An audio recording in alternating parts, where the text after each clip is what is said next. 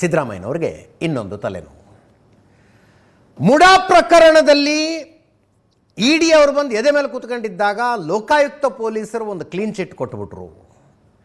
ನ್ಯಾಯಾಲಯ ಸಿದ್ದರಾಮಯ್ಯನವರ ಪತ್ನಿಗೆ, ಅವರ ಕ್ಯಾಬಿನೆಟ್ ಕೊಲೀಗ್ ಭೈರತಿ ಸುರೇಶರಿಗೆ ಒಂದು ರಿಲೀಫ್ ಕೊಡ್ತು. ಅವರಿಗೆ ಕೊಡಲಾಗಿದ್ದ ಸಮನ್ಸನ್ನು ರದ್ದು ಮಾಡಿ ಅದು ಮುಗೀತು. ಒಂದು ಹಂತಕ್ಕೆ ಕಂಟ್ರೋಲಿಗೆ ಬಂತು ಕೇಸು ಅನ್ನುವಾಗ ಇನ್ನೊಂದು ಹೊಸ ಕೇಸ್ ಹೋಗ್ಬಿಟ್ಟಿದೆ. ಈಗ ರಾಜ್ಯಪಾಲರ ಹತ್ರ ಒಬ್ಬ ಸಾಮಾಜಿಕ ಕಾರ್ಯಕರ್ತ ಎಚ್ ರಾಮಮೂರ್ತಿ ಗೌಡ ಅಂತ ಕಂಪ್ಲೇಂಟ್ ತಗೊಂಡು ಹೋಗಿದ್ದಾರೆ. ಸಿದ್ದರಾಮಯ್ಯನವರು ಮೊದಲನೇ ಅವಧಿಗೆ ಮುಖ್ಯಮಂತ್ರಿ ಆಗಿದ್ದಾಗ 2013ರಿಂದ 18ರ ತನಕ 2018ರ ತನಕ ಮುಖ್ಯಮಂತ್ರಿ ಆಗಿದ್ರಲ್ಲ, ಆವಾಗ ಅಕ್ರಮವಾಗಿ ಕಾನೂನು ಮೀರಿ 8 ಗಣಿ ಕಂಪನಿಗಳಿಗೆ ಅವರವರ ಗಣಿಗಾರಿಕೆ ಕಾಂಟ್ರಾಕ್ಟನ್ನು ನವೀಕರಣ ಮಾಡಿಕೊಟ್ಟು ಸರ್ಕಾರದ ಖಜಾನೆಗೆ 6,000 ಕೋಟಿಗೂ ಹೆಚ್ಚು ಲಾಸ್ ಮಾಡಿದ್ದಾರೆ. ಮತ್ತು ಹಾಗೆ ಮಾಡಿಕೊಟ್ಟು 500 ಕೋಟಿ ರೂಪಾಯಿ ಕಿಕ್ ಬ್ಯಾಕ್ ತಗೊಂಡಿದ್ದಾರೆ ಅಂತ ಕಂಪ್ಲೇಂಟ್ ಹೋಗಿದೆ. ಕೇಸ್ ಇಂಟ್ರೆಸ್ಟಿಂಗ್ ಇದೆ. ಇದು ರಾಜಭವನಕ್ಕೆ ದಿನಕ್ಕೆ 100 ಕಂಪ್ಲೇಂಟ್ ಹೋಗ್ತವೇನೋಪ್ಪ. ಬಟ್ ಒಂದು ಸಲ ಗಮನಿಸ್ತಾರೆ ಸ್ಟಫ್ ಏನಿದೆ ಅಂತ. ರಾಜ್ಯಪಾಲರಿಗೆ ಈ ಕೇಸ್ನಲ್ಲಿ ಏನೋ ಸ್ಟಫ್ ಇದೆ ಅನ್ನಿಸ್ತಂತೆ.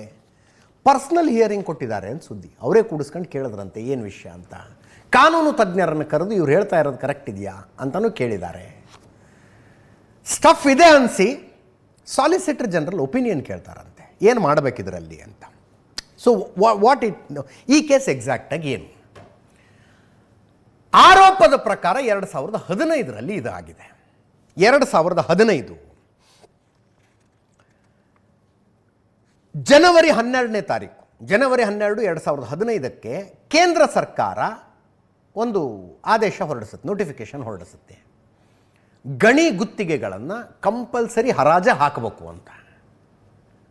ಆಕ್ಷನ್ ಮಾಡಿ ಯಾವ ಕಂಪನಿ ಹೆಚ್ಚು ದುಡ್ಡು ಕೊಡೋದಕ್ಕೆ ತಯಾರಾಗುತ್ತೋ ಆ ಕಂಪನಿ ಗಣಿ ಗುತ್ತಿಗೆ ಕೊಡಬೇಕು ಅಂತ. ಜನವರಿ 12, 2015. Remember this date. ಆವತ್ತೇ ಅದೇ ದಿನ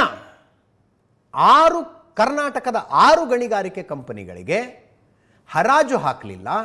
ಅವ್ರ ಹತ್ರ ಆಗ ಈಗ ಮುಂಚೆನೇ ಅವ್ರ ಹತ್ರ ಗಣಿ ಗುತ್ತಿಗೆ ಕಾಂಟ್ರಾಕ್ಟ್ ಇತ್ತು. ಅವ್ರ ಹತ್ರ ಕಾಂಟ್ರಾಕ್ಟ್ಗಳು ಮುಗಿದೋಗಿದ್ದು, ರಿನ್ಯೂವಲ್ ಮಾಡಿಕೊಟ್ರು ಅಂತ. ಯಾವ ದಿನ ಕೇಂದ್ರ ಸರ್ಕಾರ ಆದೇಶ ಹೊರಡಿಸುತ್ತೋ ಅದೇ ದಿನ ಸಿದ್ದರಾಮಯ್ಯನವರು ಹರಾಜು ಹಾಕದೆ, ಅಂದರೆ ವಿವೇಚನೆ ಬಳಸಿ ಮಾಡಿಕೊಟ್ಟಂಗೆ, ವಿವೇಚನೆ ಬಳಸಿ ಗಣಿಗಾರಿಕೆಯ ಕಾಂಟ್ರಾಕ್ಟ್ಗಳನ್ನು ರಿನ್ಯೂವಲ್ ಮಾಡಿಕೊಟ್ರು ಅಂತ 6 ಕಂಪನಿಗಳಿಗೆ. 108 ಎಕ್ಸಾಕ್ಟ್ಲಿ 108 ಗಣಿಗಾರಿಕೆ ಕಂಪನಿಗಳಿಗೆ ಬೇರೆ ಬೇರೆ ಜಾಗಗಳನ್ನು ಲೀಸ್ ಮೇಲೆ ಕೊಟ್ಟಿದ್ರು ಗಣಿಗಾರಿಕೆ ಮಾಡೋದಕ್ಕೆ. ಆ 108 ಕಂಪನಿಗಳ ಪೈಕಿ 6 ಕಂಪನಿಗಳಿಗೆ ಜನವರಿ 12, 2015ಕ್ಕೆ ರಿನ್ಯೂವಲ್ ಮಾಡಿ ಕೊಡ್ತಾರೆ. ಅದಾಗಿ 1 ವಾರಕ್ಕೆ ಇನ್ನೂ 2 ಕಂಪನಿಗಳಿಗೆ ಇದೇ ರೀತಿಯಲ್ಲಿ ರಿನ್ಯೂವಲ್ ಮಾಡಿ ಕೊಡ್ತಾರೆ. 2 ಕಂತುಗಳಲ್ಲಿ ಕಾನೂನಿನ ಉಲ್ಲಂಘನೆ ಆಗಿದೆ ಅಂತ ಆರೋಪ. 2386 ಎಕರೆ ಭೂಮಿಯನ್ನು ಆ 8 ಕಂಪನಿಗಳಿಗೆ ರಿನ್ಯೂವಲ್ ಮಾಡಿ ಕೊಡ್ತಾರೆ. 108 ಕಂಪನಿಗಳು ಗಣಿಗಾರಿಕೆಗೆ ಲೀಸ್ ಮೇಲೆ ಜಮೀನನ್ನು ಪಡೆದಿದ್ದು. 108 ಕಂಪನಿಗಳ ಪೈಕಿ 8 ಕಂಪನಿಗಳಿಗೆ ರಿನ್ಯೂವಲ್ ಮಾಡಿ ಕೊಟ್ಟಿದ್ದಾರೆ. ಇದರಿಂದ ಸರ್ಕಾರಕ್ಕೆ, ರಾಜ್ಯದ ಖಜಾನೆಗೆ 6,420 ಕೋಟಿ ರೂಪಾಯಿ ನಷ್ಟ ಆಗಿದೆ ಅಂತ ದೂರುದಾರರ ಆರೋಪ, ರಾಮಮೂರ್ತಿ ಗೌಡರ ಆರೋಪ. 6,420 ಕೋಟಿ. ಇಷ್ಟಿದೆ ಕೇಸು. ಜನವರಿ 12 ಮತ್ತು ಜನವರಿ 19 2 ದಿವಸ ನವೀಕರಣ ಮಾಡಿದ್ದಾರೆ. ಕಂಪನಿಗಳ ಹೆಸರುಗಳು ಇದ್ದಾವೆ: ಮೆಸರ್ಸ್ ಸೆಸ್ಸಾ ಸ್ಟೆರ್ಲೈಟ್ ಲಿಮಿಟೆಡ್,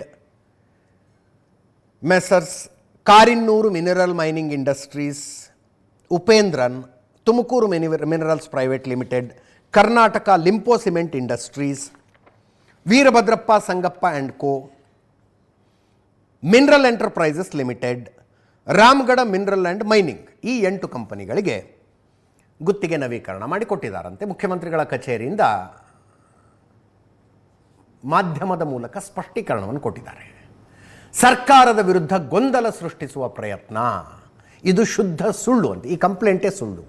ಹುರುಳಿಲ್ಲದ ವಿಷಯಕ್ಕೆ ವಿಷ ತುಂಬುವ ಪ್ರಯತ್ನ ಆಗ್ತಾ ಇದೆ ಅಂತ ಮುಖ್ಯಮಂತ್ರಿಗಳು ಸ್ಪಷ್ಟೀಕರಣವೊಂದನ್ನು ಕೊಟ್ಟಿದ್ದಾರೆ.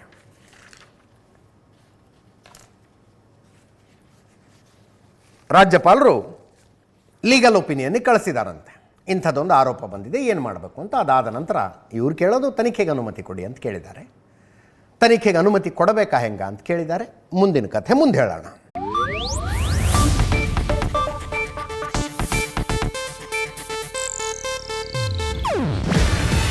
ಇದು ಏಷ್ಯಾನೆಟ್ ನ್ಯೂಸ್ ನೆಟ್ವರ್ಕ್ ಪ್ರಸ್ತುತಿ. ನೀವು ನೋಡ್ತಿದ್ದೀರಾ ಏಷ್ಯಾನೆಟ್ ಸುವರ್ಣ ನ್ಯೂಸ್.